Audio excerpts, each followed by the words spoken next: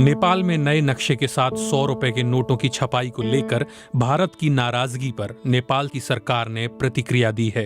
नेपाल सरकार की प्रवक्ता और प्रचंड कैबिनेट में सूचना और संचार मंत्री रेखा शर्मा ने कहा है कि ये एक नियमित प्रक्रिया है।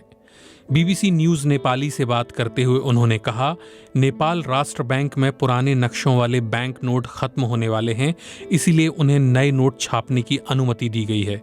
उन्होंने कहा, चूंकि पिछले डिजाइन में पुराना नक्शा लगाया गया था, इसलिए जब हमने उसे छापा तो ऐसा लगा जैसे हमें नए नक्शे के बारे में मालूम ही नहीं है। ये एक नियमित प्रक्रिया है क्योंकि नोटों के डिजाइन को बदलने का निर्णय कैबिनेट को लेना है। इससे ज्यादा कुछ भी नहीं हुआ है। नेपाल सरकार के इस फैसले पर भारत के विदेश मंत्री एस जयशंकर ने कहा, नए नोटों में दोनों देशों के बीच एक विवादित क्षेत्र का नक्शा शामिल करने के एक तरफा फैसले का वास्तविक स्थिति पर कोई असर नहीं पड़ेगा। हमारी स्थिति बहुत साफ है।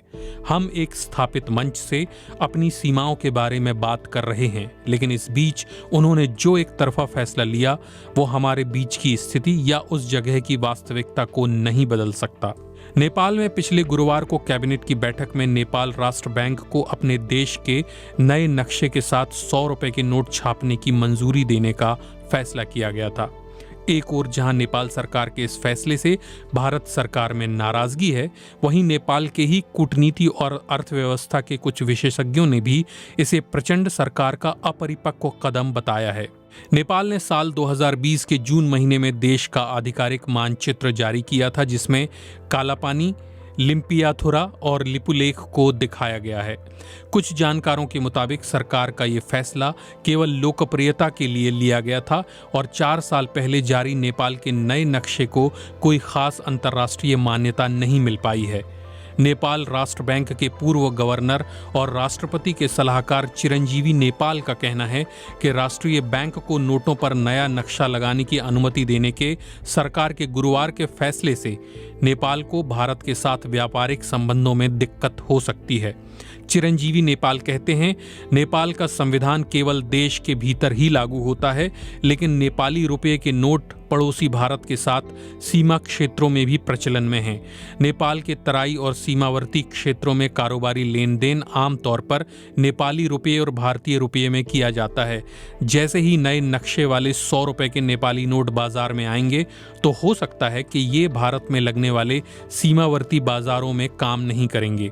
चिरंजीवी नेपाल का कहना है कि सबसे पहले नेपाल को नए मानचित्र की अंतर्राष्ट्रीय स्वीकार्यता बढ़ानी चाहिए थी। त्रिभुवन यूनिवर्सिटी के डीन और अंतर्राष्ट्रीय कूटनीति के प्रोफेसर खड्ग केसी सार्वभौम कहते हैं कि एक संप्रभु देश को अपने नोटों पर देश का नक्शा लगाने के लिए इस बात की चिंता नहीं करनी चाहिए कि पड़ोसी या दूसरे देश क्या कहेंगे। उन्होंने कहा, संविधान में नक्शे को नोट में डालने का मामला एक संप्रभु देश का मुद्दा है।